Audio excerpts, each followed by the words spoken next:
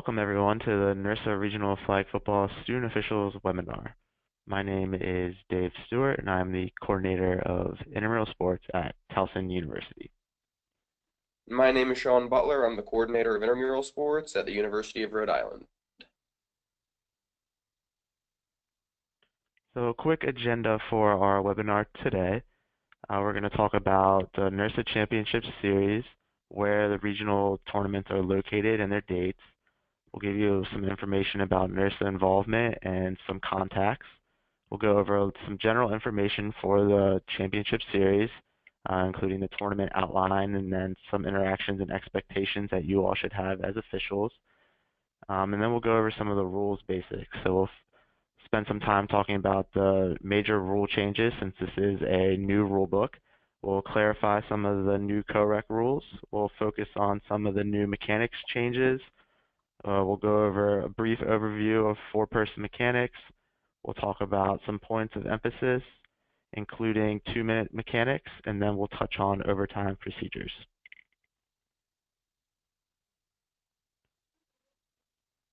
So first, this slide just gives you an overview of all the different regional tournaments that take place across the country. So as you can see, there's 11 different tournaments varied around in different regions, different areas of the country. And all of those regionals kind of lead down to the national championships, which is at the University of West Florida in the beginning of January.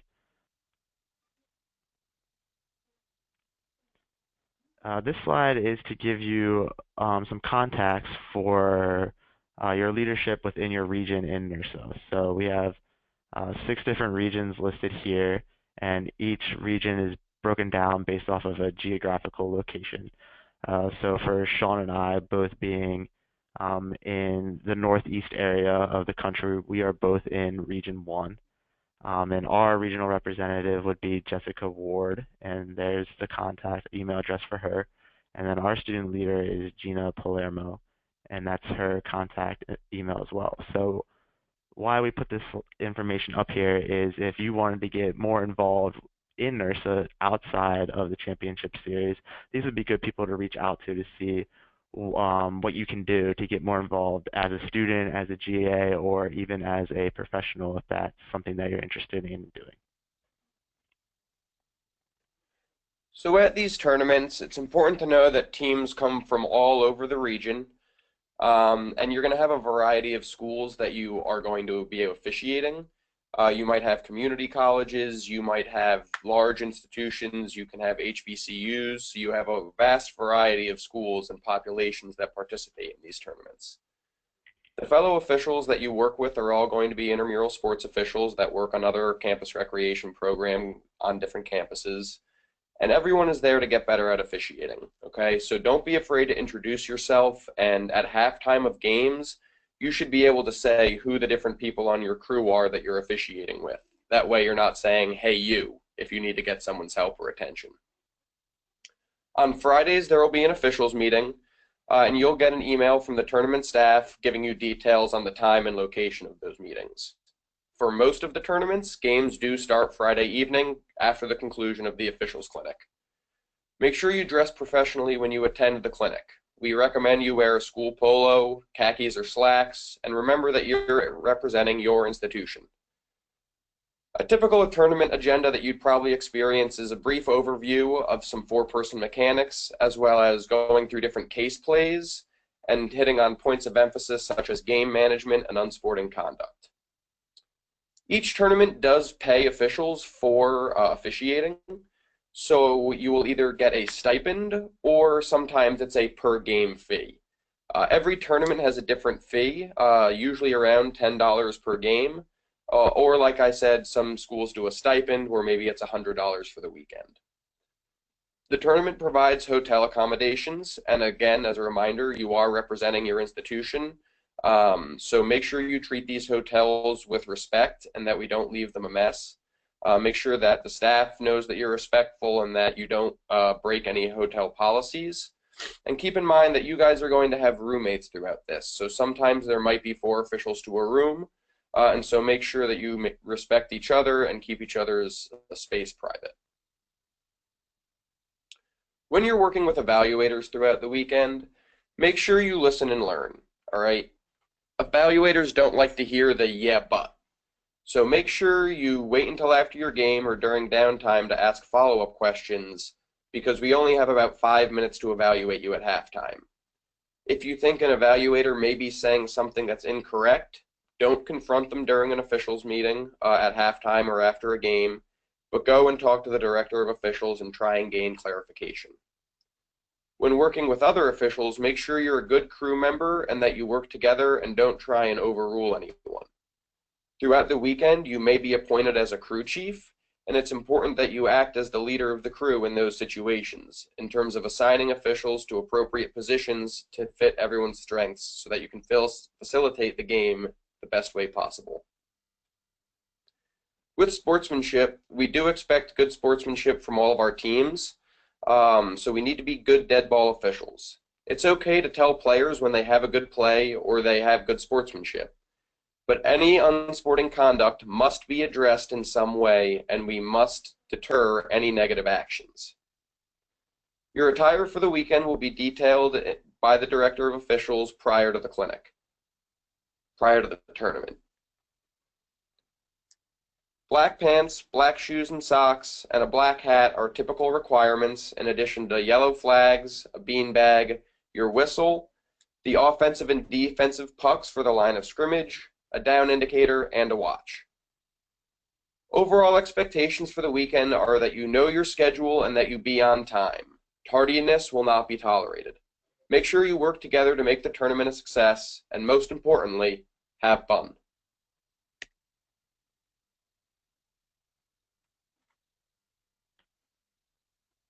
Okay, so now that we talked about some of the basic expectations and the outline for the tournaments, we're going to get into some of the new rule changes for the new rule book that came out for this year. So there's quite a few. We'll spend some time on each one and we'll focus a little bit more on some of the more important ones. So the first two on this slide just relates to the number of players needed to start a game. So for our men's or women's games, we can now start a game with as few as 4 players. And then for our CoRec games, we can start with as few as 5 players. And that change was made just so that we can try to get more games in and make it a little bit easier for teams to have the number of players needed to start a game. The third bullet on this slide is an addition to the list of illegal equipment. So hand warmers worn around the waist are now illegal equipment.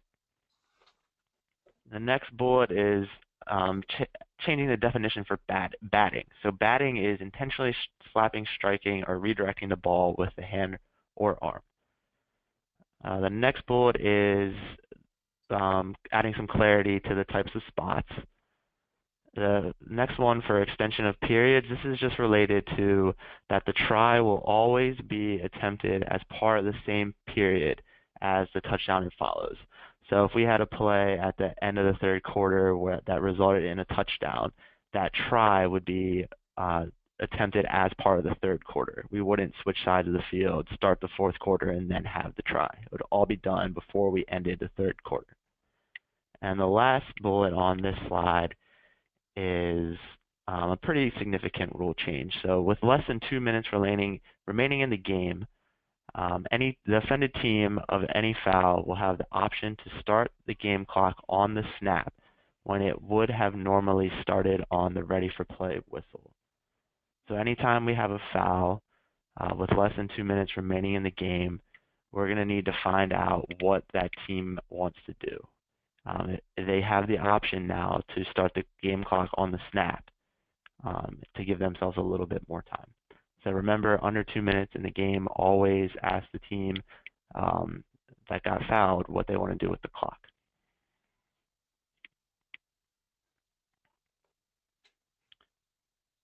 The first one on this slide is pretty self-explanatory. So any kind of prosthetic device, if it becomes dislodged or detached from a player who is in possession of the ball, the play is going to be dead right there at the spot that prosthetic device became dislodged.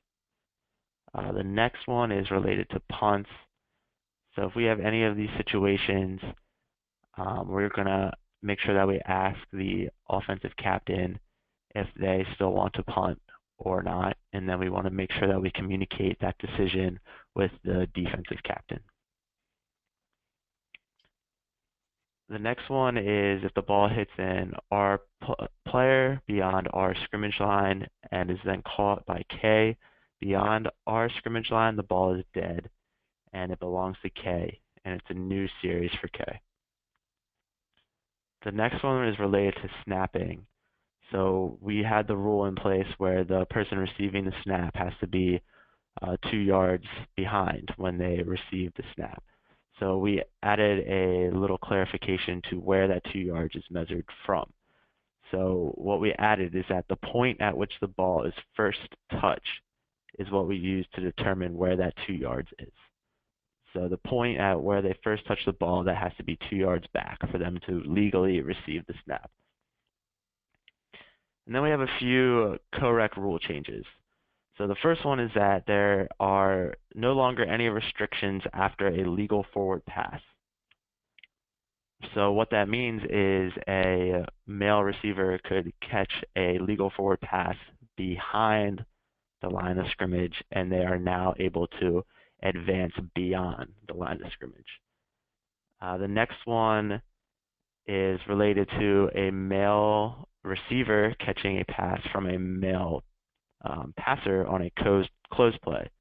So if a male receiver catches a pass from a male passer on a closed play, it is now a foul for illegal male reception. So that is a new terminology for us. And regardless of what happens with the penalty, the next down is still going to be closed.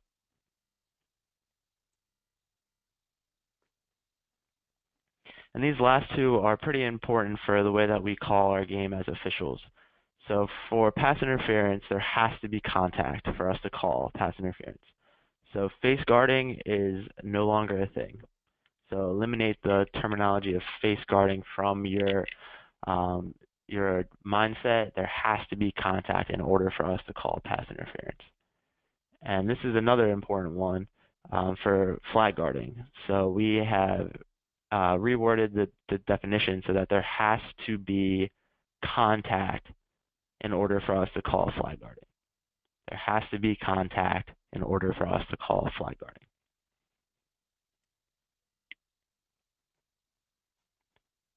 And just to provide a little bit of clarification on some of the new CoRec rules. So a very important thing is that we want to do a very good job of communicating as a crew. So all officials are going to be responsible for knowing the open and closed status of the play. So it's not just on the referee or it's not just on the back judge. We want every single official on the crew to be communicating if the next play is going to be open or closed. That way we're all on the same page, there's no confusion, there's no mistakes.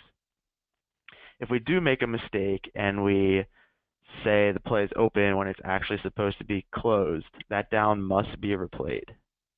And the team does not have the option to decline that mistake. So if we make a mistake and we say the wrong status of the play, we have to repeat that down. When we have closed plays, we want the referee to be beanbagging the spot of the throw when a female is the passer. And then a little mechanic thing, we want the line judge to remain on the line of scrimmage until the ball crosses, and you're going to be able to rule on illegal forward passes by having that position. And then again, just make sure you review the new rule changes that we just went over. They're very important and significant to the CoRec game, so make sure you have a good understanding of those before you officiate your first CoRec games. So similarly to the rules, like Dave mentioned, we are in a new rulebook year, so there are several mechanics changes as well. The first to discuss is for the coin toss. The referee now has the option to either catch the coin or let it fall to the ground. However, they should indicate to the teams whether they're going to catch it or let it fall to the ground prior to the flip. When reporting fouls to the R, we need to make sure that we let the referee know what the result of the play was. That way they have that information, and because they're not typically looking downfield, they're staying with the passer. So they need to make sure they have all the information prior to reporting it or enforcing any penalties. Similarly, the referee no longer needs to give any preliminary signal for delay of game, encroachment, or false start fouls. They can simply go get the pucks, enforce the foul, or enforce the penalty, and then they can do their announcement at the end. When determining options with the coaches and captains, Dave mentioned under 2 minutes. Teams that have a foul against them have the opportunity to have the clock start on the snap when it otherwise would have started on the ready for play whistle. So the offended team will be asked whether they want to have that clock start again on the snap or on the ready. If the choice is obvious, you don't need to ask them. Going into the next section here, with back judges, we have now adjusted for the back judge initial positioning to be 20 yards beyond the A scrimmage line, but they must always be deeper than the defensive back, even if that takes them further than 20 yards downfield. The line judge initial keys will include the snapper and blockers lined up in the immediate vicinity of the snapper, so they're going to watch that initial rush on the line of scrimmage, and then they'll release downfield their 3 to 5 yards like they typically would, except for in a CoRec game, like when Dave mentioned, you'll hold the line of scrimmage. For the back judge, the initial keys are going to be wide receivers on the line judge side of the snapper, so that's who they should be watching right off the snap at the beginning. For line judge coverage on 3rd and 4th down, you're going to have basic coverage of the play unless you get to the line to gain, and then you never want to advance past the line to gain, because at the moment, that's the most important line that we're dealing with. We found that field judges would take themselves a little bit out of the game sometimes on 3rd and 4th down to be at the line to gain like they're supposed to be in the mechanics. So if the ball is snapped 14 yards or less from the line of scrimmage, or from the line to gain, then your position will be on the line to gain. However, if it's more than 14 yards away, then you have your standard 10 to 12 yard initial position, and then your normal coverage should take you to that line to gain. So you're still going to be leading the runner, and you still need to get to that line to gain before the runner does. However, you don't need to go more than 14 yards away and take yourself completely out of the play.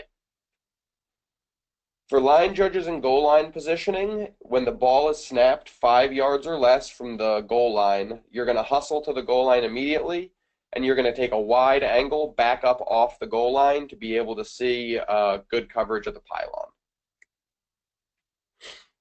Field judge, you're going to start with an initial position on the goal line when the ball is snapped from the 14-yard line and in. Remember, a good judgment for the 14 is the big X on the field, because that's where we start each possession after a touchdown or at the beginning of each half. So you see the ball inside that X, then you're starting on the goal line as the field judge. If the ball, again, is snapped more than 14 yards away, then you can, again, take your initial standard positioning and then just make sure you're able to get to the goal line before the runner does. Remember that the field judge should primarily be calling most of the touchdowns and most of the calls on the line to gain, including the goal line, unless it's right in front of the line judge, about 5 yards or so there, and then we want the line judge to take those. For back judges on goal line and tries, if the ball is snapped inside the 14, you're going to start on the end line.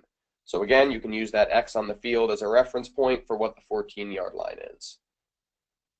When in reverse mechanics, so this is going to be any time that A has the ball coming out and they're inside their own 10-yard line, we use reverse mechanics. So the referee is going to have an initial position of 7 and 7 like they typically do, unless that puts them inside the end zone. In that situation, we want them to just take a wider angle standing on the goal line, just with an appropriate angle on the blockers. So you may be not quite 7 yards deep, but the goal line becomes the most important thing that we need to have covered at that situation. And like I said, we've adjusted the yardage to now anytime the ball is snapped on or inside the 10, we utilize reverse goal line mechanics. So the line judge would retreat back to the goal line, The referee might have the end line or the goal line, depending on where they are. And then the field judge and back judge have pretty much normal positioning. The last few things to talk about here, for field judges on punts, you're going to take an initial positioning on your sideline about 5 yards ahead of the deepest receiver, and the back judge is now going to be about 3 yards behind the deepest receiver, 10 yards wide. Okay?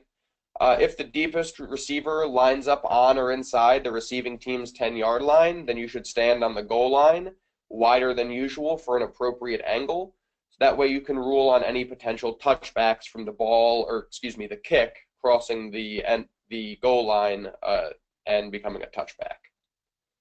Last mechanic change, we added the illegal mare reception to the list of things the referee is responsible for in CoRec games. So that's something that they need to be aware of on any closed plays. So with our basic 4-person mechanics, we can see the referee, line judge, field judge, and back judge. Referee is going to take a position 7 yards deep and 7 yards wide of the deepest offensive backfield player. They're going to be keying on the passer and any immediate blocks around the passer. They'll be looking for delay of game. They'll be making sure that the snap is legal and doesn't touch the ground. They'll be primarily concerned with any contact against the passer. And then they need to make sure they ensure good hustle and flow to the game. The line judge is going to be positioned on the line of scrimmage. You want to usually start about 2 yards off the sideline to give yourself a wider view. You're going to help line up the line of scrimmage players to make sure no one's in the neutral zone and that the line is legal and the formation is good. And you're going to watch the 2 receivers on your side when we start. You're going to make sure the snap is legal.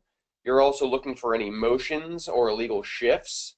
And again, like we mentioned earlier, you watch the initial rush of those defensive players for about 1 or 2 seconds, and then you move 3 to 5 yards downfield, watching receivers, and make sure we keep our eyes out of the offensive backfield. For the field judge, they're going to be about 10 to 12 yards downfield, lined up on the defensive backfield, and about 2 yards off of their sideline. So the field judge is sideline oriented just like the line judge is, but again, you take 2 steps back to be able to get a wider view.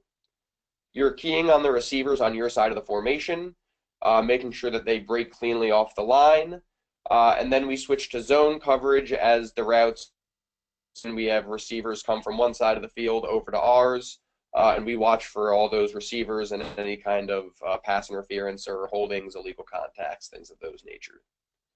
And lastly, we have the back judge. They're going to be positioned 15 yards off the sideline, which is conveniently where we put our hash marks, and about 20 yards downfield from the line of scrimmage. Remember, we don't want you in the middle of the field. We want you lined up 15 yards off the sideline on the same side as the line judge on that hash. Again, you're going to take receivers on your side and watch for any receivers potentially in the middle of the formation. And you are going to make sure that they break off cleanly from the line, and then you're primarily concerned with making sure you don't get beat deep, and that you keep all the receivers in front of you and help with any calls on pass interference or illegal contact on receivers downfield. Points of emphasis, as we've kind of mentioned a couple times with the keys. So the line judge and the field judge communication becomes extremely important on zone lines to gain and goal line calls. All right, 95% of the time, it's going to be the field judge making those calls because they're standing at the line waiting there, whereas the line judge is trailing the play and may have their head bobbing or may be a little bit late to that line. We need the field judge to really sell any short or first down calls that are close to a line to gain, as well as selling touchdown calls that are close. The only time we want the line judge to be ruling on those is when the play is directly in front of them, about 5 or so yards from their sideline, and they clearly have the best look at it. But any plays right down the middle should always be the field judge. Make sure, as we've heard, if you're a flag football aficionado, you know what the bunch play is. But basically, it's when the entire offensive formation bunches up shoulder to shoulder on the line of scrimmage and basically kind of tries to force their way into the end zone or over the line to gain. So we can't just have responsibility on the referee and line judge on these plays, and they're the ones that are usually closest to it. But we need to remember that the runner cannot initiate contact through any established defender.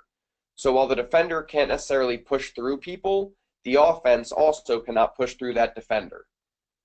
The offense also cannot displace established defenders. So if defenders are lined up legally on the neutral zone and they're lined up to defend, the offense cannot push through them and displace them. The defense, however, cannot split offensive players that are shoulder to shoulder, which is why this play causes such problems, because even if the defense were to try and rush forward, they'd be committing illegal contact because all the offensive linemen are shoulder to shoulder. So the biggest thing to worry about here is making sure that the offense doesn't displace any legal defenders and that the defense doesn't displace any legal offenders.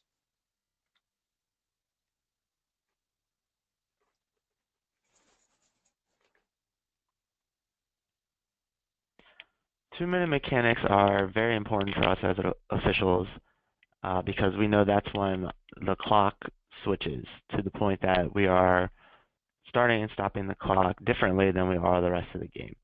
And when we get within 2 minutes, it's time for us to over-communicate. Think about it this way. Most of the games that we're playing, there's not going to be a scoreboard. So the players are not going to know how much time's left in the game. They're not going to be able to look up and see if the clock's running, things like that. So us as officials, we need to be giving them that information as soon as we can. So after every play, the back judge, we want you to be announcing the clock. Let everybody know how much time's left.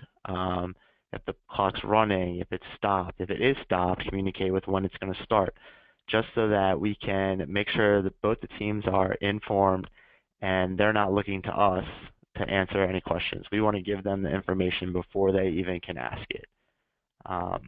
So remember, back judge every single play, announce the clock status, and then the entire crew should be echoing that because the people on the sideline may not be able to hear what the back judge says.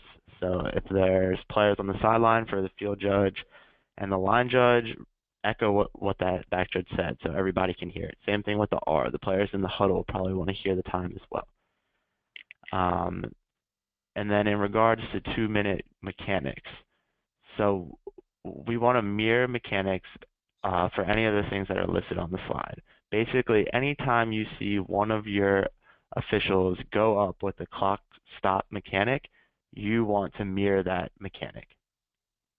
We don't want to be mirroring mechanics when it's a signal for a touchdown, a touchback, a safety, an incomplete pass, or after a try. Those things, we only need one person to signal those to stop the clock. So remember, anytime one person goes over their head with the stop clock mechanic, everybody should mirror that. When we have any of those other signals, touchdown, touchback, safety, incomplete pass, we only need one person to give that signal.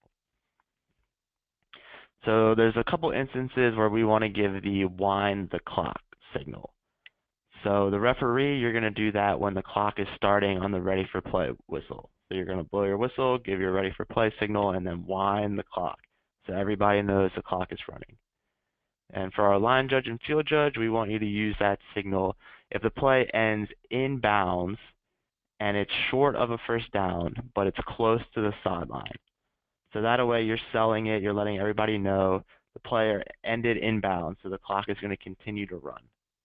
We do not want to be giving the wind the clock signal when we're short of a first down and it's in the middle of the field. That you can just come up and spot it. After a first down, regardless of where the play ends, we don't want to be winding the clock. And then as a back judge, we should never be giving the wind the clock signal. So again, remember, under 2 minutes, over-communicate with the players so that they are very aware of what the status of the clock is. So if we have overtime in these games, and each tournament has different rules as to whether overtime is played during pool play or not, so you'll deal with each of your specific regionals to get that information. But we should make sure that we bring all players, and if there are coaches, bring coaches to the center of the field to explain how overtime is going to operate. Once you've given that explanation, and again, basically we run in series or innings, we kind of like to call them because it makes it easier. So each team is going to have an opportunity to score a touchdown and then a try for 1, 2, or 3. But after we have explained these procedures, we excuse everyone except for the captains for the coin toss to start overtime. The visiting captain again retains the option of whether they call heads or tails, and we only do one coin toss for the entirety of overtime. Each team, when they get possession, will start from the B 10-yard line unless there was a penalty that would have caused it to move. So if we had pass interference on the try that ended the game, and it was a successful try, we can enforce that penalty on the new possession of overtime. The line to gain is always going to be the goal line. So even if, let's say, the passer gets sacked and they're now at the 40, and then there's roughing the passer, so they're still behind the 20, the goal line is still to gain. Each team receives an equal number of possessions, like we said, so you basically play innings. And the point after tries don't change. So we always go for 1, 2, or 3. And there is never a point that we mandate that they go for more than 1, more than 2, or that we mandate they go for 3. When B secures possession of the ball in overtime, the ball is dead and the series ends. And each team receives 1 timeout for the total of overtime.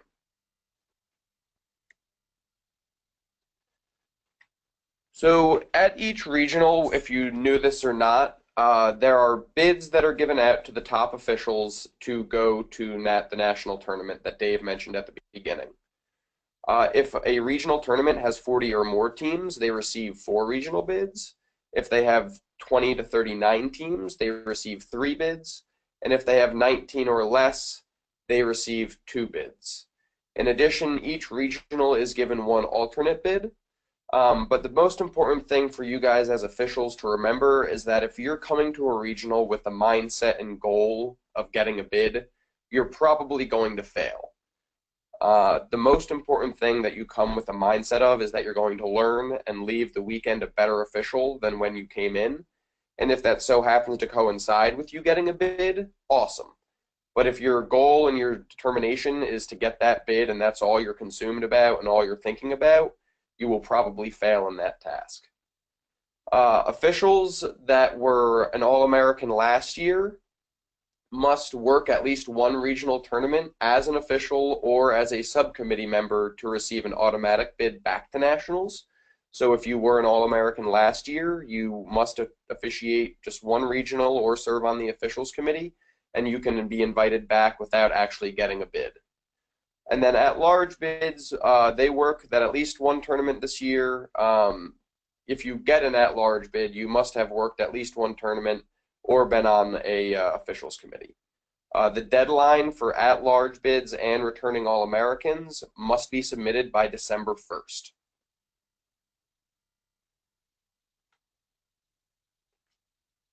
So to wrap up, the last thing we wanted to leave you with was a few resources that you all can use, and we wanted to just make sure you were aware of those. So all of these things can be found if you go to the NIRSA Play website, and the link is included on these slides for each of the areas where these things are. The first thing is you have the ability to propose a rule change. So if you are working a game on campus or you're watching a game at a regional tournament and you think, oh, I wonder why that rule's in place, or that rule doesn't make sense, let's try to change it. You have the ability to propose a rule change to the editorial board. You also have the ability to ask a question. It could be a question about a rule, it could be a question about a mechanic, or it could just be a question about a play and you wanted to get clarification on how that play should be adjudicated. And you can ask the editorial board, again, just by going to the NIRSA Play website. And there's also a whole web page dedicated to just other additional resources related to officiating. And some of the things that you can find on there are a 4-person pregame sheet, a game management guide, and there's some documents that really break down pretty nicely the whole concept of penalty enforcement. So again, these are just a couple extra things that we wanted to make sure you all were aware of, and we hope that you take advantage of these. So thank you again for taking the time to enjoy our webinar. We hope that it gave you a better idea of what to expect as you head into your regional tournament and hopefully clear up some things. And if you do have any additional questions that weren't answered during this presentation, both of our email addresses are listed on this slide. So absolutely feel free to reach out to us. And remember, at these tournaments, everyone that is on the officials committee, they're there to help you. They're there to make you a better official. They're there to teach you, and they're there to develop you. So don't ever be afraid to ask a question. Everyone is there for you. So if you have anything that you have a question about, never be afraid to reach out. The last thought I kind of want to leave you guys with is that remember, as Dave and I have gone through all the things that we look for to have you look professional and look the part, and certainly have confidence and competence out on the field, the most important thing is that you have fun, all right? It's important that you go out there with a smile on your face, you have a good experience with the 3 other officials on the field, and you enjoy the awesome sport of flag football. If you do that and you go through a weekend and you learn a little bit and you have fun, then we feel that we have done a success for you and have met the goal of what these tournaments are trying to provide. So best of luck in your tournaments, and we'll see you down the road.